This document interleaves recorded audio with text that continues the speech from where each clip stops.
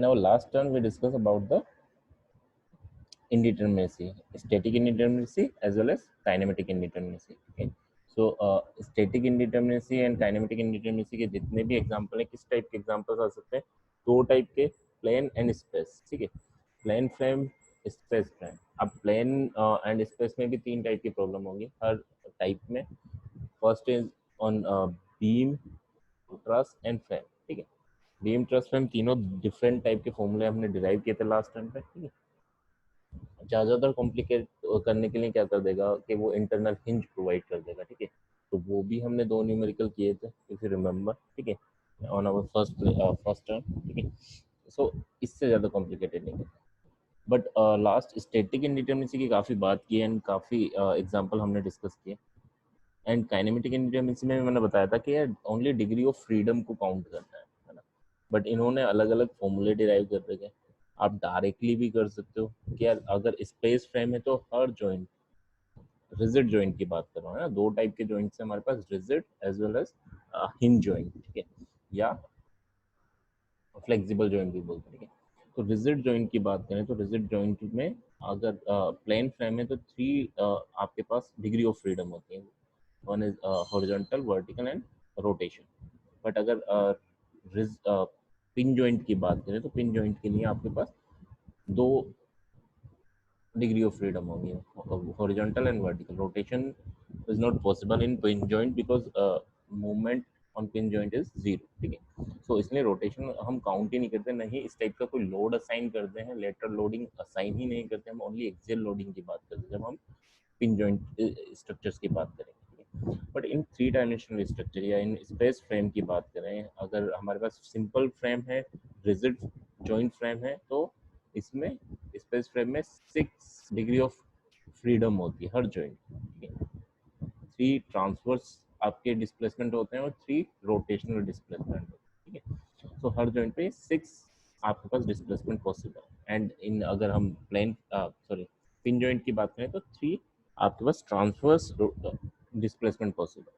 तो इसमें मैं अगर इसी प्रॉब्लम की बात करें जो आपकी स्क्रीन पर है, ठीक है, तो इसमें अगर हम देखें यार टोटल 18 जॉइंट्स हैं. ठीक है, तो इन्होंने एक कर लिया कि यार टोटल जितने भी जॉइंट्स हैं हमें पता है कि यार डिग्री ऑफ फ्रीडम कितनी होगी. ठीक है, हर जॉइंट की degree of freedom plane space में कितनी होगी and pin joint and rigid joint में कितनी. तो ये आप नोट कर लेना जो मैंने अभी बताया था, रिजिड जॉइंट में कितनी होगी, पिन जॉइंट में कितनी होगी एंड स्पेस में कितनी होगी एंड प्लेन फ्रेम में कितनी होगी. ठीक है, तो इन्होंने क्या करा, नंबर ऑफ जॉइंट से directly degree of freedom particular structure की जिस भी टाइप का है तो उससे मल्टीप्लाई कर देते हैं, माइनस जितने रिस्ट्रेन है, जितने रिस्ट्रेन पॉसिबल है, जितने restrain due to the supports आ रहे हैं उनको माइनस कर देते हैं, तो टोटल हमें डायरेक्टली मिल जाता है. या फिर आप डायरेक्टली भी कर सकते हो कि यार ये यहाँ पर तो हमारा डिग्री ऑफ फ्रीडम पॉसिबल ही नहीं है जहाँ जहाँ fix supports.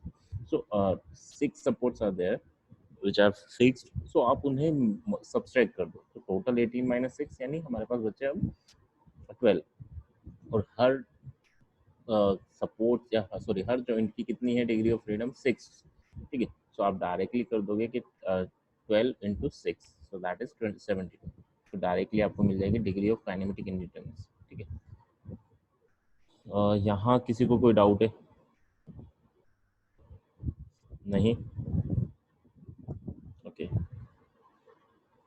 In similar way अगर प्लेन फ्रेम है तो यहाँ 3 से मल्टीप्लाई करोगे. ठीक है, ये डिफरेंस होगा. तो आप डायरेक्टली या तो हमारे पास 12 है, 3 फिक्स्ड है, तो हम 9 लेके चल रहे हैं, 9 multiply by 3, so that is equal to 27.